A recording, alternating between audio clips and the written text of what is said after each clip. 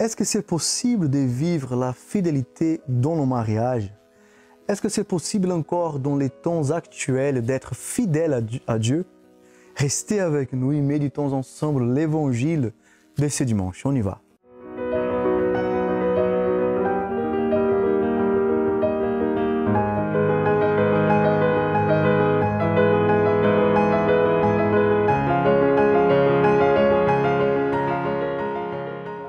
Dans l'évangile de ce dimanche, la question posée à Jésus, c'est sur le fait de pouvoir ou non renvoyer sa femme. C'est la question du divorce.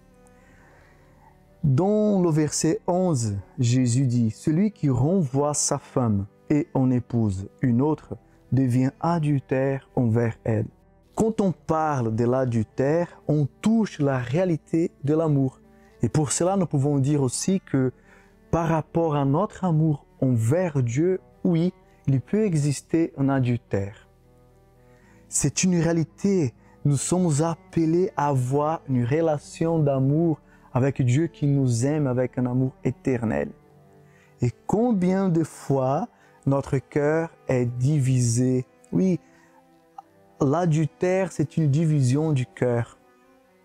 Combien de fois nous aussi, nous avons cet amour envers Dieu, cet amour corrompu, cet amour est défiguré. Et quand je suis adultère dans ma relation avec Dieu, quand mon amour envers Dieu est falsifié, corrompu, je deviens un idolâtre. C'est une réalité. Pourquoi?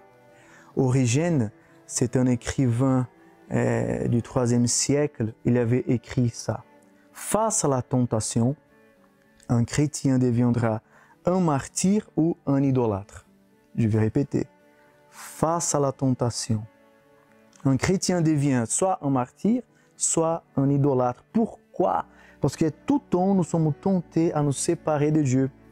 Souvent, nous sommes tentés à trahir Dieu. Donc, rester fidèle dans notre relation d'amour, d'amitié avec Dieu, c'est un vrai parcours du combattant.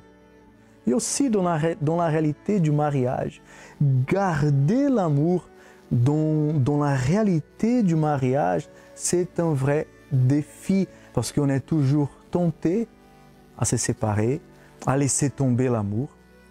Oui, frères et sœurs, choisir de rester fidèle dans notre amour pour Dieu, c'est un vrai parcours du combattant. Et pour cela, c'est pour ça que nous avons besoin de la grâce de Dieu.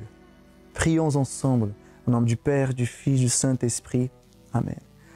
Oui Seigneur, tu sais bien, tu connais notre cœur. Tu sais bien que notre cœur, il est divisé.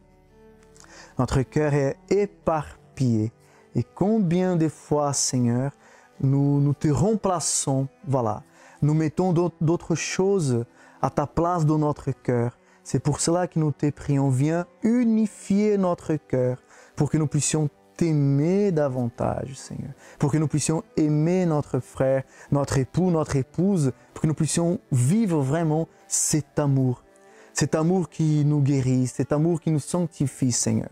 Donnez-nous cette grâce d'avoir un cœur unifié.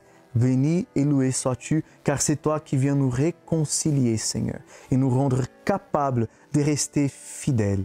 Béni et loué sois-tu, Seigneur. Au nom du Père, du Fils et du Saint-Esprit. Amen.